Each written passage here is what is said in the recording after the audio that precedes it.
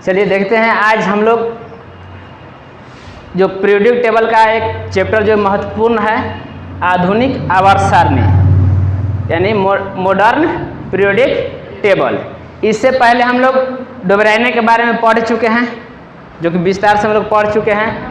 Newland के बारे में जान चुके हैं और मेंडलीव के बारे में भी जान चुके हैं। जो नहीं देखे होंगे इसे जो कि नेक्स्ट वीडियो जो है इससे कि उसमें जो कि डाउनलोड कर दिया गया है, वो जो कि तीनों वीडियो देख लीजिएगा। उसके बाद मतलब ये देख लीजिए, ज़्यादा मतलब बेटर रहेगा।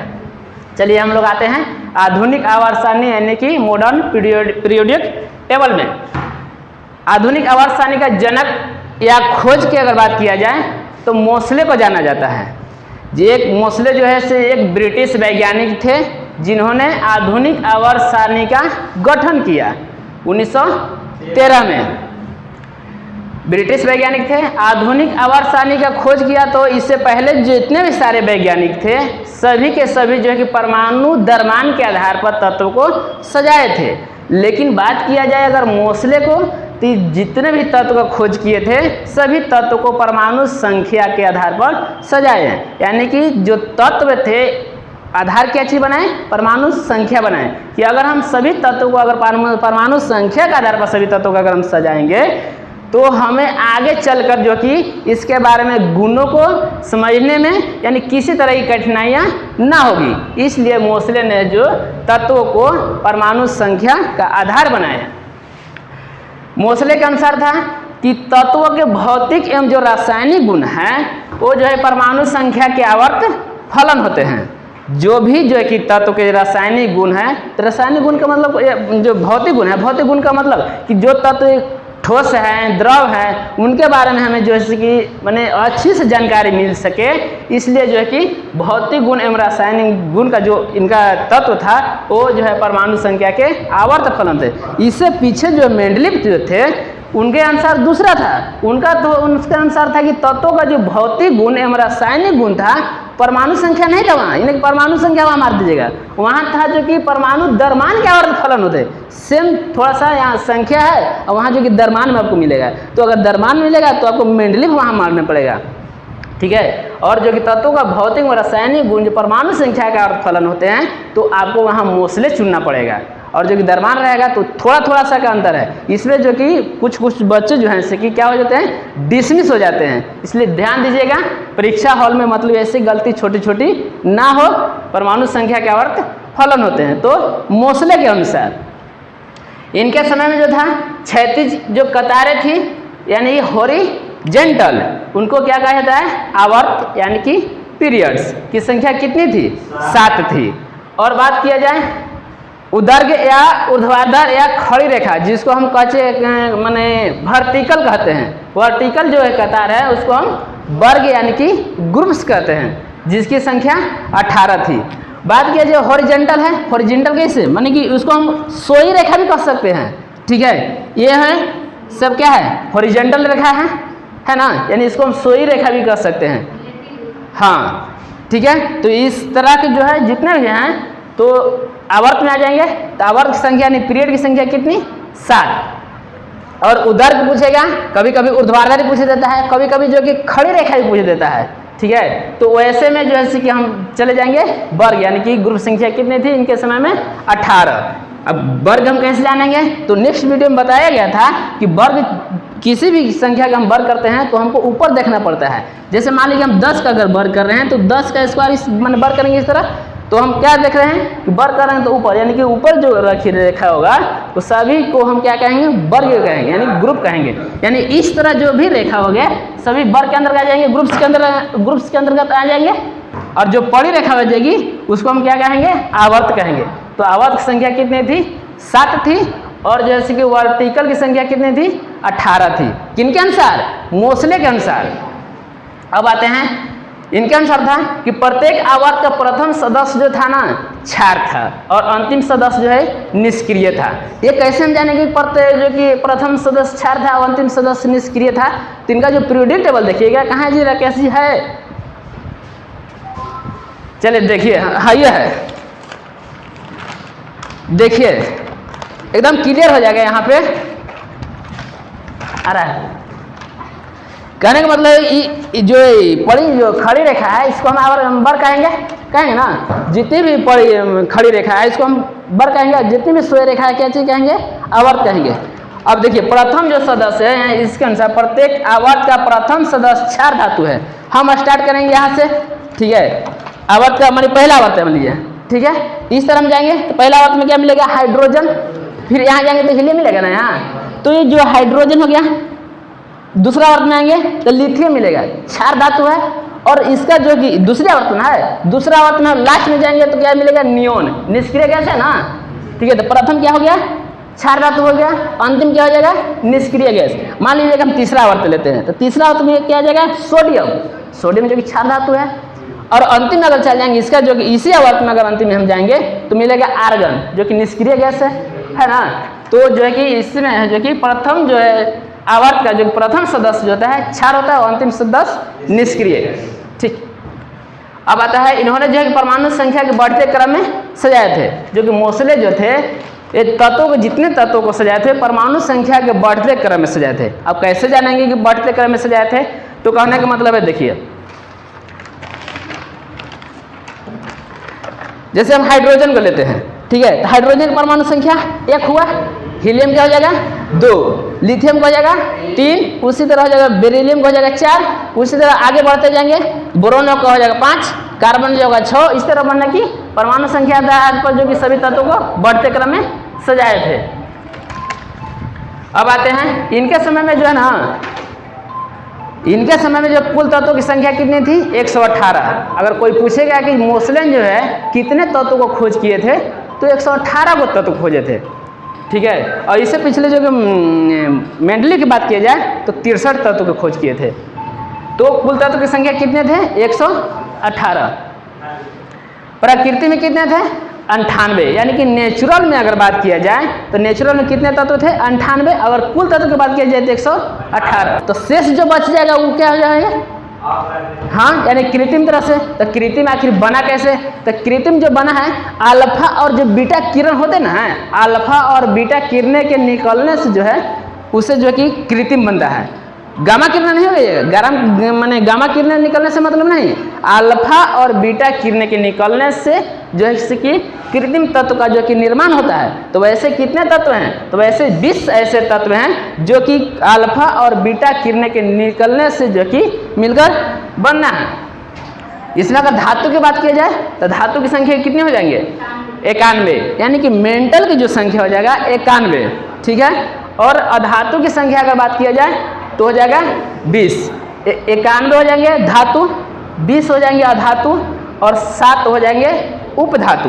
कुल टोटल कितने हो जाएंगे, 118। प्रकृति में हो जाएंगे 98 और हो जाएंगे कृत्रिम तरह से 20। हाँ, कभी कभी पूछता है इस तरह मैंने कृत्रिम में कि अल्फा और बीटा किरणें के मिलने से कौन सी मतलब तत्व का निर्माण होती है। आपको 4 ऑप्शन दे देंगे, एक दे देगा प्रकृति, कृत्रिम, जो भी दे देंगे तो उसमें आपको चुनना पड़ेगा। तो उस तरह उसमें अगर आ जाएगा तो उसमें आपको कृत्रिम मानना पड़ेगा। यानी कृत्रिम तत्व का निर्माण जो है अल्फा और बीटा किरणें के मिलने से बनते हैं। अब आते हैं हम लोग यहाँ सेल की बात करते हैं। तो सेल की संख्या कितनी होती है, सेल कहिए या कक्षा की संख्या बताइए। तो सेल की संख्या 7, जो कि उसका जो है कि नाम जो दिए है KLMNO और PQ, 7 को जो कि सेल की संख्या यानी कि कक्षा की संख्या 7। आवर्त की संख्या ये पूछे तो 7, और जो है कि सेल या कक्षा की संख्या भी पूछे तो 7, जो कि इस तरह है। अगर इसमें अगर पूछे कि अधिकतम इलेक्ट्रॉन की संख्या कितनी है, इसमें दे देता है n जो है n कक्षा में अधिकतम इलेक्ट्रॉन की संख्या कितने हो सकते हैं। तो उससे जो कि निकालने के लिए हम 2n² जो सूत्र है इसके सहारे हम आसानी से निकाल सकते हैं। संख्या कितनी, 7, कक्षा की संख्या 7, सेल कहिए चाहे कक्षा की संख्या कहिए 7, जिसको जो इस प्रकार नाम से हम लोग जानते हैं KLMNO और Q जानते हैं। इसमें अगर अधिकतम इलेक्ट्रॉन की संख्या अगर निकालना है कि कितने इसमें अधिकतम इलेक्ट्रॉन की संख्या हो सकते हैं, तो 2n² जो सूत्र है इससे हम निकाल सकते हैं कि इसमें कितने अधिकतम इलेक्ट्रॉन आ सकते हैं। अगर बात की जाए K के, तो K जो है कि प्रथम सेल हो गया, ठीक है। तो इसमें के प्रथम मैंने सेल हो जाएगा, तो इसके एन का मान अगर 1 हम देंगे तो एन का मान है 1 देने पर 1 के स्क्वायर 1 और 2 से गुना करते 2 हो जाएगा।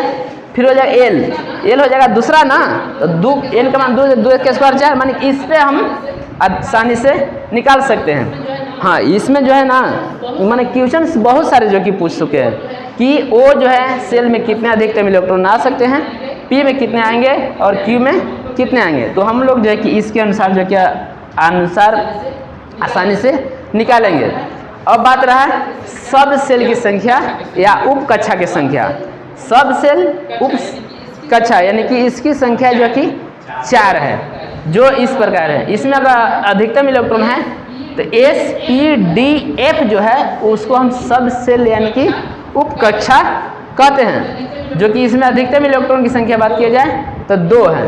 पी में कितने हैं 6 हैं, डी में कितने हैं 10 हैं, एफ में कितने हैं 14 हैं। यहाँ से आप लोग को समझ में नहीं आ रहा होगा, तो आइए हम देखते हैं पीरियोडिक टेबल में कैसे एस में 2 हैं, कैसे पी में जो कि 6 हैं और डी में कैसे 10 हैं और एफ में कैसे 14 हैं।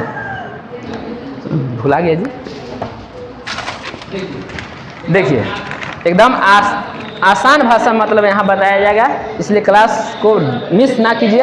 जैसे एस सब सेल हो गया, एस आपको कहीं दिखाई दे रहा है, एस ब्लॉक दिखाई दे रहा है ना, ठीक है, एस ब्लॉक दिखाई दे रहा है यानी कि इसमें देखिए तो ये कितने हैं 2 ना है, 2 कतार ना है ना, तो इसमें कितने हो जाएंगे 2 हो जाएंगे ना। अगर पी की बात की जाए तो पी कहाँ दिखाई दे रहा है, यहाँ से यहाँ दिखाई दे रहा है। देखिए तो यहाँ से यहाँ गिनिए 1 2 3 4 5 और 6 यानी कि 6 हो जाएंगे ना। पी में कितना हो जाएंगे 6, डी में कितना होंगे 10। डी आपको कहीं दिखाई दे रहा होगा, डी यहाँ पीला, यहाँ से आपको यहाँ तक गिनेगा तो आपको 10 होगा। 1 2 3 4 है ना, 5 6 7 8 9 10, यानी कि हम कह सकते हैं कि एस में अधिकतम इलेक्ट्रॉन 2 होंगे, पी में 6, डी में 10 और एफ आइए नीचे है ना, एफ ब्लॉक है ना, तो इसमें कितने यहाँ से अगर यहाँ तक गिनेगा तो इसमें 14, ठीक है। आधुनिक आवर्त सारणी के बारे में थोड़ा सा और हम लोग देखते हैं, जो कि विस्तार पूर्वक जो कि बात किया जाए इसमें ब्लॉक की संख्या। तो ब्लॉक की संख्या जो है से 4 है, सेल की संख्या या कक्षा की संख्या भी 4 है, लेकिन उसमें हम लोग जो है इसकी इलेक्ट्रॉन की संख्या अधिकतम हम लोग जाने थे कि उसमें अधिकतम इलेक्ट्रॉन की संख्या कितने आ सकते हैं। हम लोग ब्लॉक यानी कि 4 और ब्लॉक की संख्या 4, इसमें हम लोग तत्व की संख्या जानेंगे कि एस ब्लॉक में जो है कुल कितने तत्व होते हैं, पी ब्लॉक में कुल कितने तत्व होते हैं, डी ब्लॉक में कुल कितने तत्व होते हैं और एफ ब्लॉक में कुल कितने तत्व होते हैं। सबसे पहले मैंने ब्लॉक की संख्या हो गया 4। एस ब्लॉक की बात किया जाए तो एस ब्लॉक में जो है कुल जो तत्व की संख्या होता है 14 होते हैं, और पी ब्लॉक की बात किया जाए तो उसमें 30 होते हैं। डी ब्लॉक की अगर बात किया जाए तो उसमें कुल तत्व की संख्या 40 होते हैं, और एफ ब्लॉक की बात किया जाए तो उसमें कुल तत्व की संख्या 28 होते हैं। अगर इससे ज़्यादा अगर मैं इससे कम पड़े समझ में कि नहीं आ रहा है तो हम लोग फॉर एग्जाम्पल देखते हैं।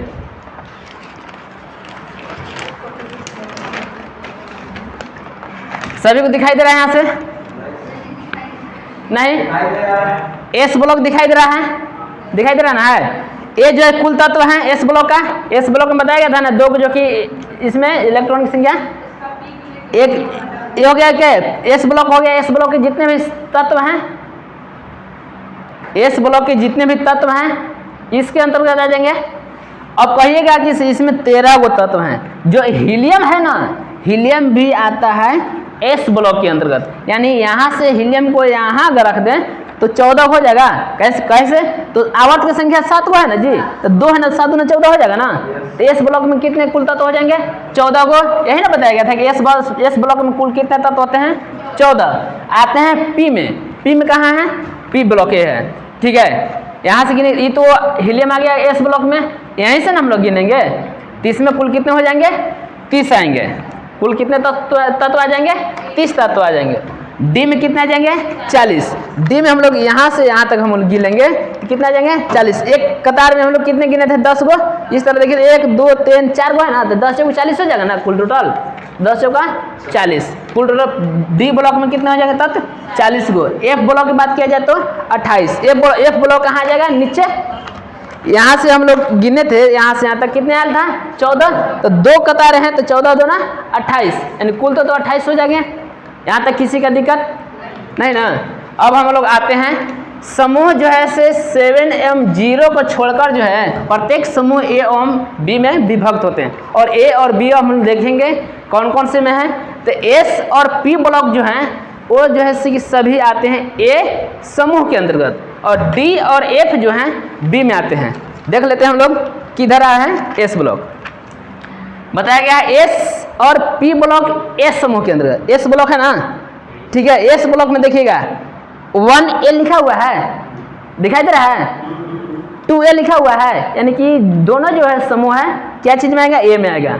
और पी ब्लॉक में हम देखेंगे, पी ब्लॉक यही ना है, देखिए पी ब्लॉक हीलियम को छोड़कर लिखल ना है, पी ब्लॉक हीलियम को छोड़, यानी कि हीलियम जो है कि एस ब्लॉक के अंतर्गत आएगा, ठीक है। इसमें देखिए 3A लिखल है, 4A 5A 6A 7A, यानी हम कह सकते हैं कि जो एस समूह वाला जो है ग्रुप है वो एस ब्लॉक और पी ब्लॉक के अंतर्गत आएंगे ए समूह।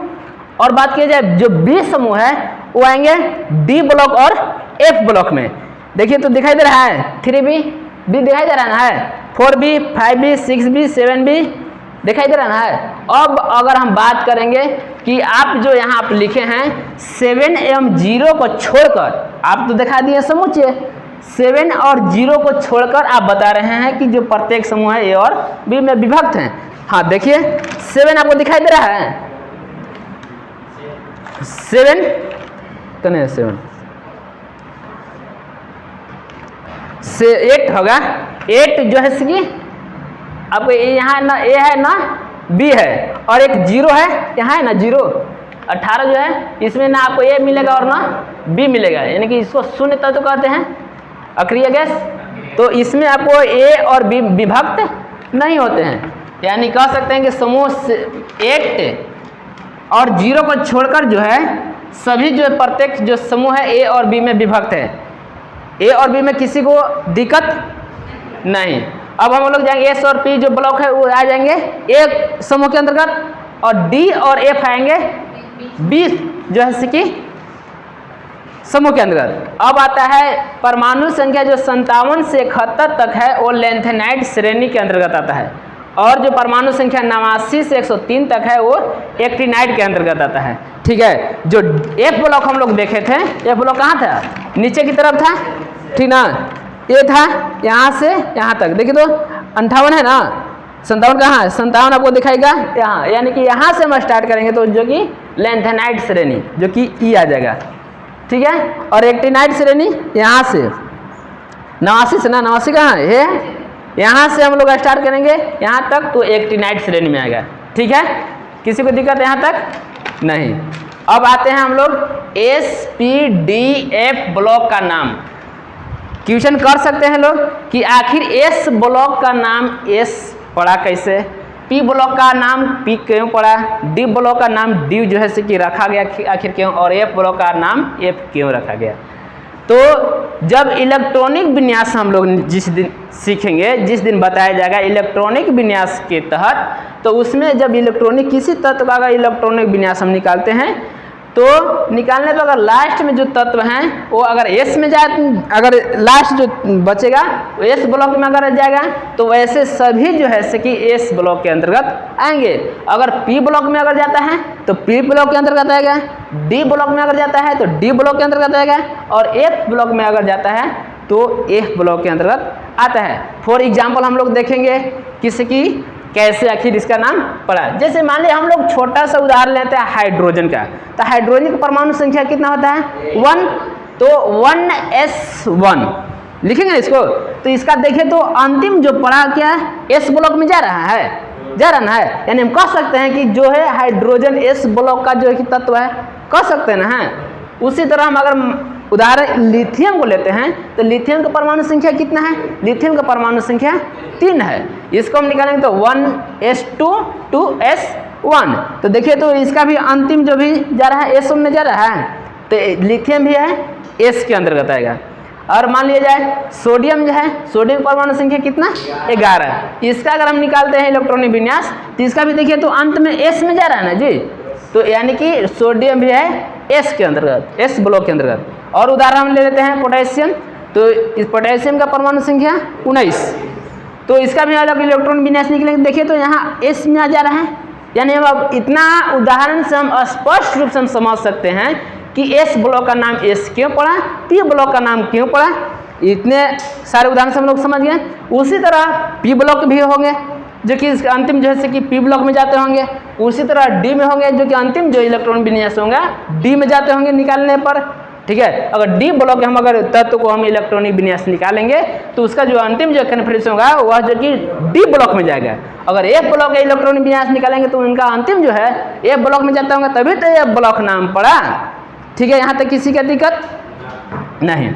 हाँ, एक आता है कि पीरियोडिक टेबल में जैसे एक देता है, कभी कभी क्वेश्चन दे देता है कि जैसे आधुनिक आवर्तन जो टेढ़ी मेढ़ी जो रेखाएं होती हैं वो जैसे कि क्या होती है, जो टेढ़ी मेढ़ी रेखाएं होती हैं वो धातु और अधातु को अलग करती है, कि इस साइड जो आप धातु रहिए और इस साइड जो है कि अधातु रहेंगे। फॉर एग्जाम्पल हम चलेंगे इसमें,